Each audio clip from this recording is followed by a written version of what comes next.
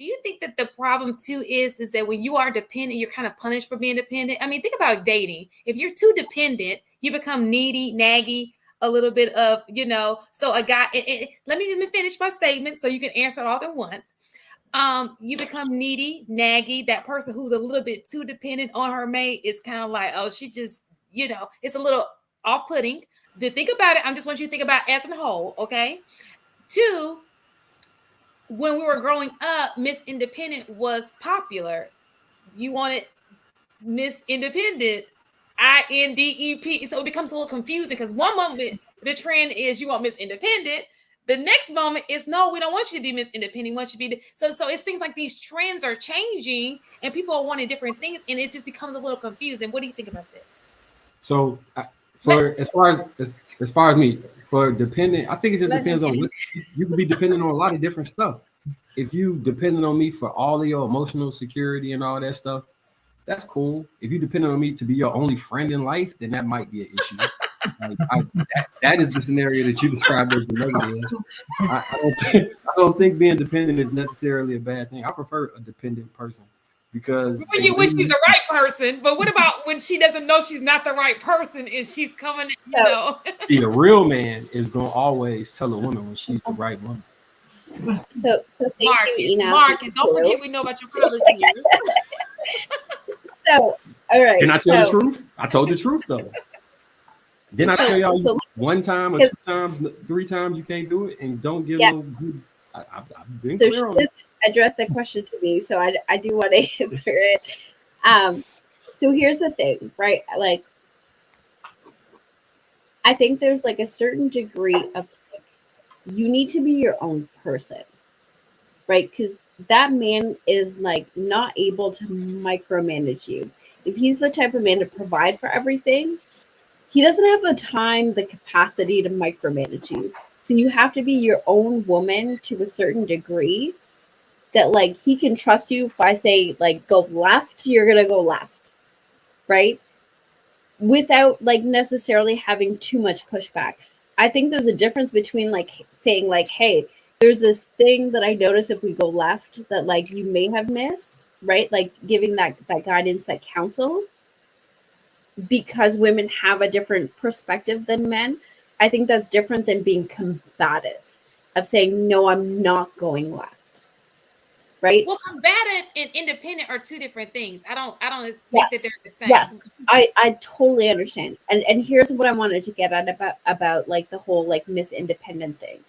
Mm-hmm. I think because there's been such a stigma around like an age gap that women are forced to look at men that are much closer to their age, who are not in a place to be able to support a woman who's more dependent on them.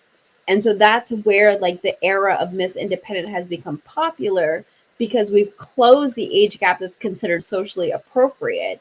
And so out of like survival for relationships, you have to be more independent. That's one part of it. The other part of it is that with the popularity or like the growing population of single motherhood or fatherless homes, however you want to phrase it, because they're both equally like they're right there. The example that's been set is not one of like actual 2 people working together for a lifetime. It's not an example of marriage. It's not an example of like a traditional lifestyle. And so it's been like this thing where this is how we've been raised as women. And so you men have to accept it. And if you don't accept it, then you're vilified. Right. I think sometimes like feminism has taken the desires of men in terms of relationship and has spun it in a way where like it's no longer socially acceptable that men are forced to accept things that they don't necessarily want to participate in. So I think it's twofold, where women have been forced to become independent because they don't know any better. That's how they've watched their mothers come up. Or they've been a part of like they witnessed toxic relationships where not being independent has been their detriment. And the other part of that is like this vilification of men's desires. Right. So like it's the 2 things kind of colliding where like all of a sudden it's like relationships aren't really viable because men and women aren't actually able to build ground on how to cooperate together. I was going to say for a second before you stop, because I want to ask because your question, because I have a question for you, because that was mistake. I mean, that was Inaz's, and you can add it onto this. Okay. So my question to you, because I heard what you were saying, do you think that the reason why, I think Inaz was right, I think that women dream of a wedding and all of those things. I do, and they would ideally like to be in their 20s, but I think that the new generation, was it ZX, whatever it is, I think now, do you think that the reason why they moved away, because it's more of a selfish generation, meaning I want to travel, I want to do things for me, I don't want the responsibility of children right now, I don't want I see how you're struggling, that struggle does not look good at this age. Do you think that that's playing a role into it's kind of conflicting? It's, yes, I want to be married and I ideally want to see myself, but yeah, I also want to be happy. I don't want to wash dishes. I don't want to be cleaning up. That's what I don't want to be, I want to travel. I don't want kids right now. Like, do you think that that's where the Yeah, I think is this push, well, now where the priority is your own happiness, right? And so because you're prioritizing your own happiness, that means if I get in relationship with somebody else, now I can't prioritize myself, right? And so I think that is the messaging that they're getting. And so then it's like, before I get into a marriage, I want to make sure that I do all of the things that are going to make me happy. And as a result, you delay marriage. I think the other thing too, speaking to the independent part, is, I'm not going to lie, I think women want to be independent when it's convenient. And typically that convenience comes when it's something that we don't want to do.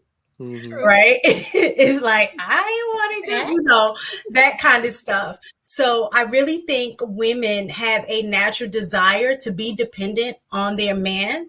But when we get in, again, the mindset of being happy and want to prioritize our needs, our wants, then we become or want to be independent when it's convenient. Do you think they will ever actually achieve the happiness that they're going after? No. I think they can, but it will never be sustained. No, it will never be sustained. So I have both. So I think they find their happiness in things that are fleeting, right? Because happiness is an emotion. Emotions don't stay the same all the time. And so I think that's where we are getting a lot of things wrong in terms of the messaging of, if you're not happy, then whatever is making you unhappy, like if the marriage is making you unhappy, get out the marriage. If your career is making you unhappy, leave the career. If your kid, it's just so many things. You can say if your kids make you unhappy, no, I ain't gonna say that. Yes. I ain't gonna say some men. They are terrible women, mothers. Yes, honestly, some women, absolutely. I have seen that where I've said that they will just leave, and the fathers are stuck taking care of the kids because they said that they needed to find themselves, right? Mistaken. So I Trigger Mike. I want to address this. So, I hear you. I don't disagree with you, mistaken. I truly blame the bitter older generation of women for that. For the traveling, the wanting to be independent, for wanting to prioritize your own individual fleeting happiness instead of fulfillment, all of this stuff. I think that's been taught to women, right? It's been taught, listen, I haven't been able to live my life, so I'm going to live it vicariously through you. So I'm going to teach you these values that totally contradict the life that I've lived, right? This woman has had a man take care of her, and she still has this desire for education. So she's going to tell you, as her daughter, her granddaughter, you go prioritize your education. You go finish your degree before you get married. You go get that master's before you get married. You go do all of these things before you get married. completely negating the fact that she had a husband the whole time.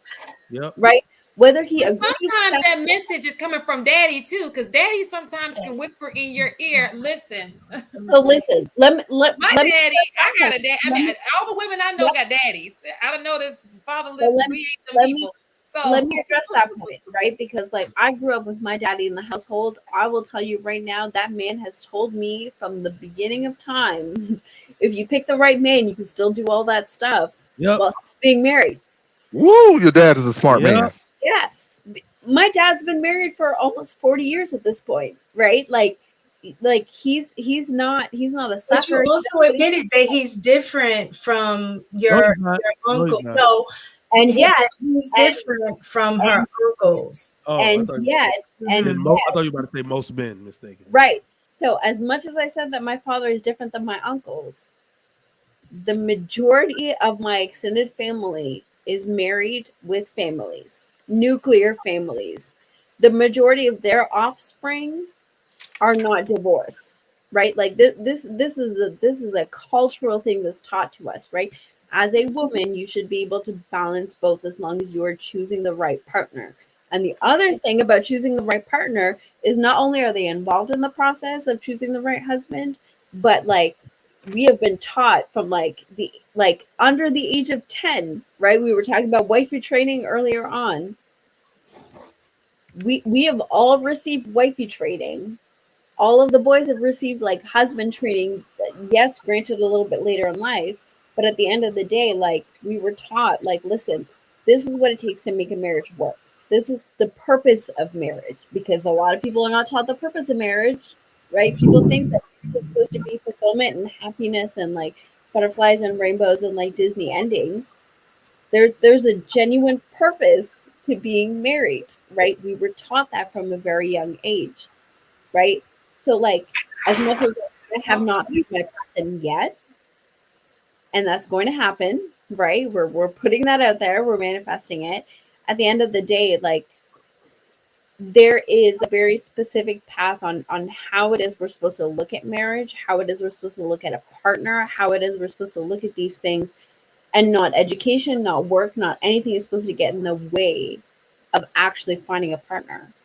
Like the amount of times that like I've looked at people internationally, I've looked at people where like I would have to relocate or maybe change the type of work that I looked at because of my upbringing, right? Like the idea is, as a woman, you are supposed to be able to pivot so much more easily than a man because he is the leader. If I have to get up and move to a different country, a different continent, or whatever, I'm prepared for that because I was taught that those are the things that come with finding the right partner. Whereas I think a lot of people, a lot of women now in this day and age, in like the modern era, well, no, you can't give those things up for a man because then that's going to leave you destitute.